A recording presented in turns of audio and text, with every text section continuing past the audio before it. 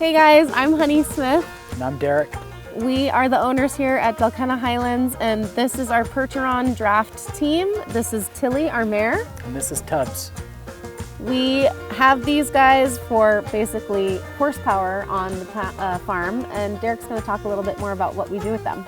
Yeah, so besides having our tractors with that type of horsepower, we wanted some all-natural horsepower. This team's been together for a long time. We picked them up a few years ago. And Tilly's our workhorse and Tub helps, but she's the one that does a lot of the work. With them, when I can slow things down, I can actually hook them up to my wagon. I have a sickle mower. They can actually cut hay. So kind of that all natural, back old school thing that we really like. And they're just fun having around on the farm. Tubbs and Tilly were the actual first animals here at Dalkena Highlands.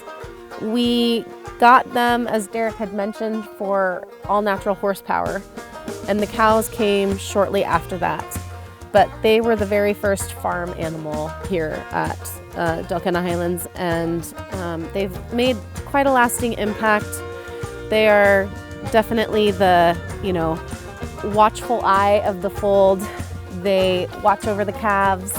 They run with the cows in the winter. They run with them in the spring, and then we separate them in the summer, but they are the first crew that was here with us. And we've learned a lot just from owning horses and being here with them.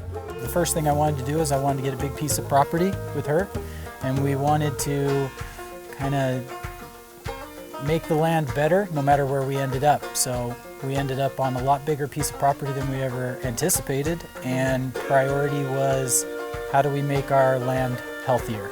And the biggest thing we wanted to do was get cows. Cows, if they're raised on the property well, grass gets better, the cows get healthier. So that was kind of the first step. A lot of our research led back to regenerative farming. So we are what we call regenerative farmers. And with that practice, that entails us moving the cows every single day when they're out on pasture in the summer and spring months.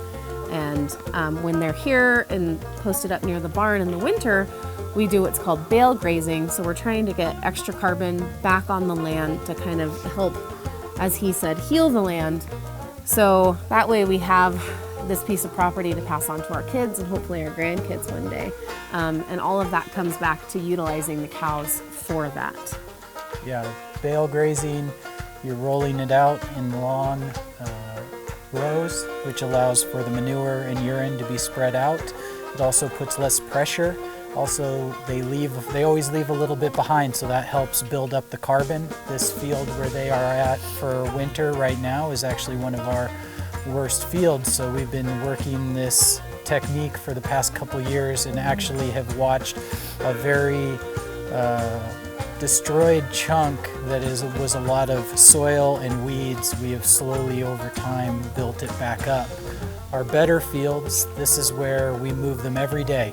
They never get to go back. They get one day, they get the sweet grasses, they trim it down, which then reinvigorates the grass to start growing again. And the next day I have to get them off. Allows for less pressure, and then the grass grows stronger, so I can loop them back around, making them bigger and healthier as time moves on. The farm is like a circle, I guess, like the circle of life, for lack of a better term. The cows move, we have the chickens follow behind, and then we don't have pigs here right now. They'll be on their way and coming, but we have the pigs that go up and do their work up in the woods as well for us, creating silvo pastures. Yeah. And it's all about regeneration, about regenerating the land so that it's healed, it's in its more natural state, and at the end of the day, we're keeping them on grass as they should be, as nature intended. The better the land is, the healthier the animals, the happier they are.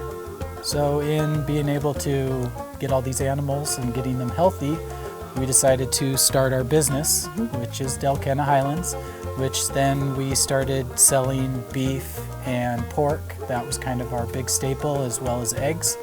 And it really hit home to produce a good quality grass-fed beef or pasture-raised pork or free-range eggs to the truest form, so that we could give it to our customers, but also because of our family experience with our son, who a couple of years ago we found out he was a type 1 diabetic. What we do here is not just important for putting family food on the table for other families, it's important for our family. That's why we work so hard to make sure that we're taking care of the land and treating it, like I said, as nature intended. We really want to see our animals live the best life here so that when it comes to our table, we're providing the best that we can, not only for other people, but for ourselves as well.